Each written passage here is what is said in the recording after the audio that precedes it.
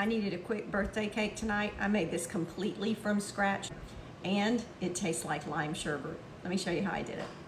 Well, you can probably tell by my mixer that it is birthday cake time at work again. And so tonight I'm gonna just make a homemade cake just using what I have here. And it's a fiesta. So we're gonna go line forward. So in my bowl, I'm going to cream together 1 3/4 cup of sugar.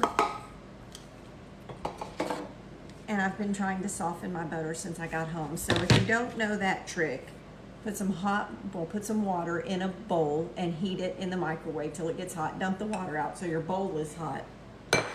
And then put the bowl over your butter and let it sit for a little while. And it probably needs to sit a little longer. Okay, we're in business now. So we're gonna add these 2 sticks of butter to the 1 3/4 cup of sugar that I have in my bowl. And we're gonna cream that. It should look kind of a pale yellow. Okay, so while that's creaming, I'm gonna get my dry ingredients together. So I have 2½ cups of cake flour, and to that I'm gonna add 2½ teaspoons of baking powder.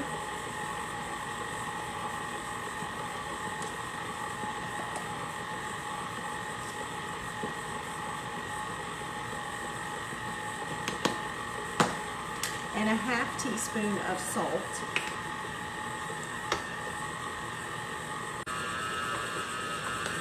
Give that a good mix.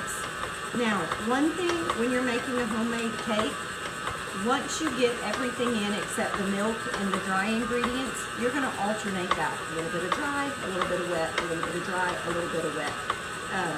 Just to let it mix together better. All right, so that is well creamed. So to my creamed butter and sugar, I'm gonna add 4 eggs, but I'm gonna add them 1 at a time. And I'm gonna mix, I've got it on 2. I'm just gonna mix and add 1 at a time and let them incorporate. I mean, my goal is 1 at a time. Success. 1 to go, but I did get them all in 1 at a time. Okay, I'm gonna let that mix for just a minute. Then I'll start adding a little bit of flour, a little bit of milk, a little bit of flour, a little bit of milk, in with my flour. First, I'm gonna scrape everything down really good so I don't end up with ingredients that aren't mixed. Okay, I've got about 1/3 of the flour mixture in here, and I'm gonna let that mix, and then I'll add in about ½ of the milk. I have 1 cup of milk, so I'm gonna add about a ½ cup, add some more flour, add the next ½ cup, add the rest of the flour. I'm adding in the last of the dry ingredients. After that comes together, we're gonna add in some vanilla, we're gonna add in some lime juice, and then I'm gonna add in a little bit of food coloring because I'm going for a lime cake, so I want it to be maybe green. We'll see. So I'm gonna go heavy on the vanilla because I don't want it to be bitter from lime juice. So I'm gonna go probably 1½ to 2 tablespoons. And I use vanilla bean paste. You can use regular vanilla extract if you want to. I just like vanilla bean paste. Okay, and then I'm gonna add in about 3 tablespoons of lime juice. I don't have a lime to juice and zest. If I did, I would add the zest of 1 lime to this too to really bump up the flavor. Okay, my batter has come together. I'm gonna start with adding just a little bit of blue, and then I'll add a little bit of yellow until I get a green that I'm happy with. And if you're not a fan of food coloring, just skip this part. What I don't want is like a shamrock St. Patrick's Day kind of cake. I just want it green, but not like green, you know. Okay, I've got my batter mixed up, and I am going to split this between 2 9-inch cake pans, and I'm going to bake it at 350. It'll probably take about 25 minutes, but I'll let you know how long it baked once they come out of the oven. Okay, they are out of the oven. I baked them for 25 minutes. You can clearly see that this one didn't have quite as much batter as this one, but that's okay because I'm gonna level it anyways. It just gives me more of a little treat. So my next challenge is get them out of the pan and onto the cooling rack without tearing them up, and get them cooled so I can get these frosted tonight.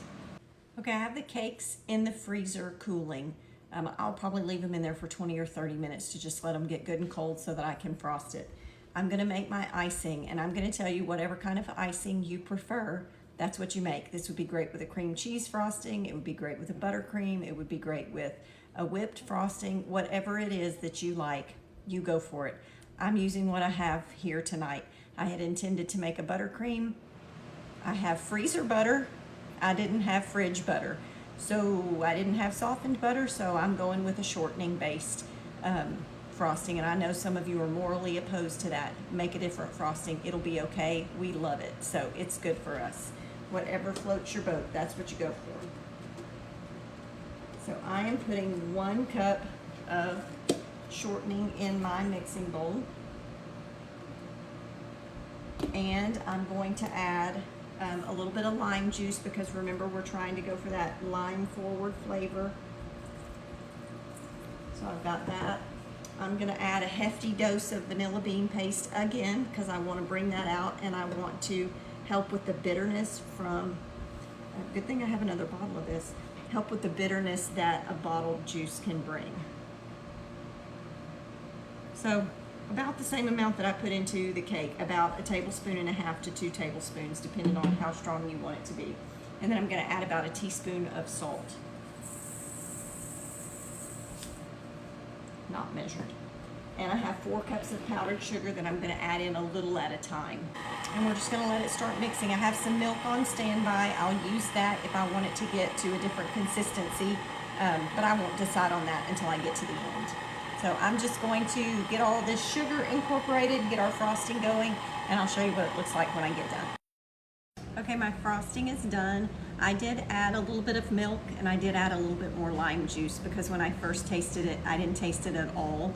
And I wasn't going for like lime frosting, but I did want it to have a little citrus brightness to it, and it does now. I didn't add a lot, maybe a total of 3 tablespoons and about the same amount of milk. So this is where we're at. I'm about to get my cakes out of the freezer, level it, and get it frosted. Okay, next step, I've got it leveled, and I've made a little bit of a lime soak. So I just did a simple syrup, 1 part hot water, 1 part sugar. I did a 1/4 cup of each, and then I added about 2 tablespoons of lime juice. And I did that because I just want that lime flavor in the cake to be really strong. So I'm just going to brush this on the cut side of this cake. I'm not trying to drench it, but I want it to soak down in to that crumb.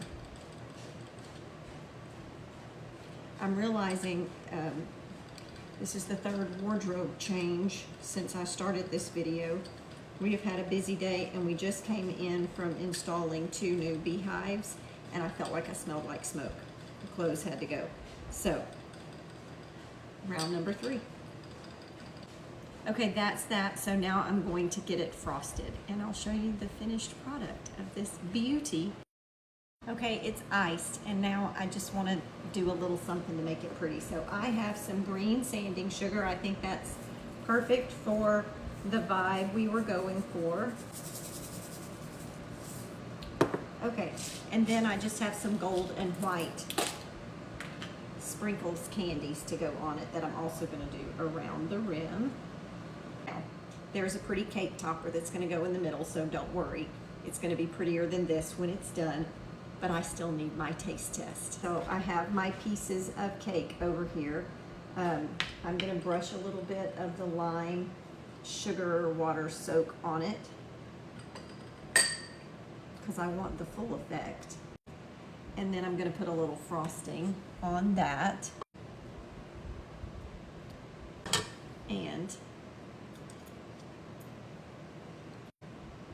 you can taste the lime now. It's so good. It reminds me of lime sherbet, but like in cake form. It was a win. Now we'll see what they think it worked tomorrow, but here is our beautiful finished product. Y'all have a good evening.